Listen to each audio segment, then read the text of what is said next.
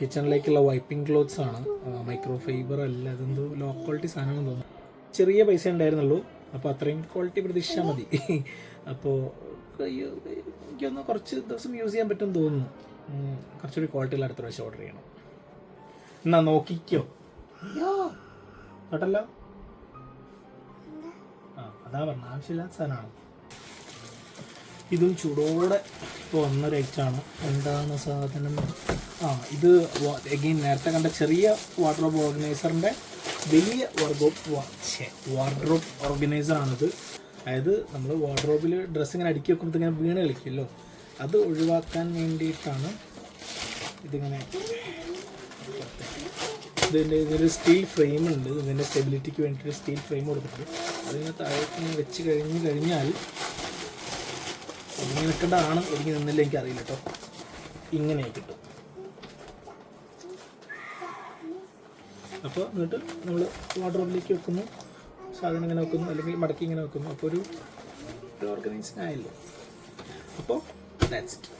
Handle with care എന്ന് എഴുതിയിട്ട് വേറൊരു ബോക്സ് ഉണ്ട്, നോക്കാം. ദിസ് ഈസ് അഗെയിൻ ഫോർ ഇവ. നോക്കുന്നുണ്ട്. ഇപ്പോൾ പൊട്ടിക്കണ്ട. ഫേസ് ടൂല് അൺബോക്സ് ചെയ്യാം. ടോയ് ആണ്. സ്റ്റഡി മെറ്റീരിയൽ പോലെ എന്തൊരു സാധനമാണോ, എനിക്ക് ഓർമ്മയില്ല എന്തായിരുന്നു എന്നുള്ളത്. അങ്ങനത്തെ ഒരു സാധനം ഓർഡർ ചെയ്തിട്ടുണ്ടായിരുന്നു. നോക്കാം. അടുത്ത വലിയ ഫ്രജൈൽ വന്നിട്ടുണ്ട്. എനിക്കൊന്ന് ലാസ്റ്റ് ഇനി 1-2 സാധനം കൂടിയുള്ള കഴിഞ്ഞു. ലാമ്പാണ്, ഫ്ലോർ ലാമ്പ്.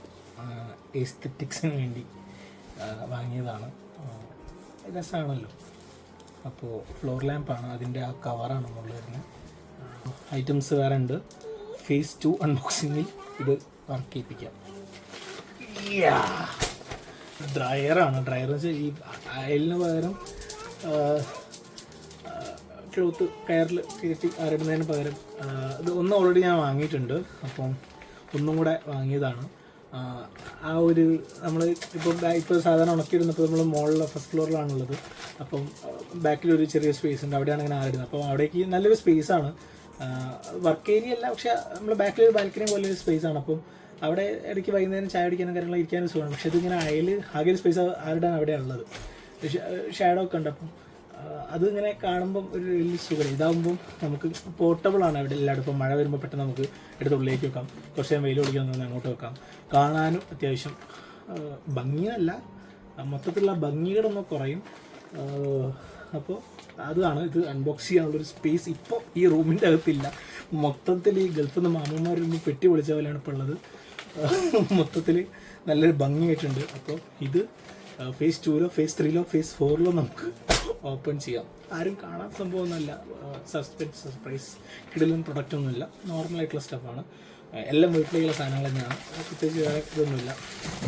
സൺസ്ക്രീനും വേറെ എന്തൊരു സാധനം മാത്രമേ പേഴ്സണലായിട്ടുള്ളൂ. ബാക്കിയൊക്കെ ഹൗസ് ഹോൾഡ് സ്റ്റഫ് തന്നെയാണ്.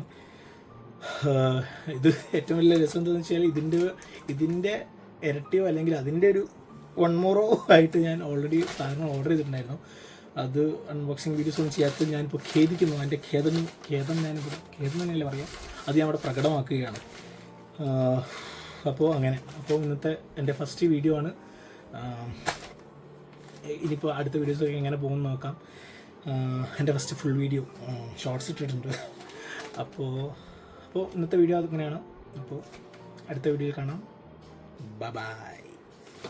നീ വരുന്നില്ലേ ഇപ്പം? എനിക്ക് കയ്യൊക്കെ പോയിട്ട് വന്നേനെ.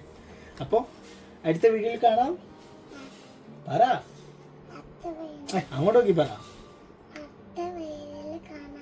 വെയിലത്ത് കാണാമെന്നോ? ഞാൻ പറയാം. അടുത്ത വീഡിയോയിൽ കാണാം. Bye bye. അതൊക്കെ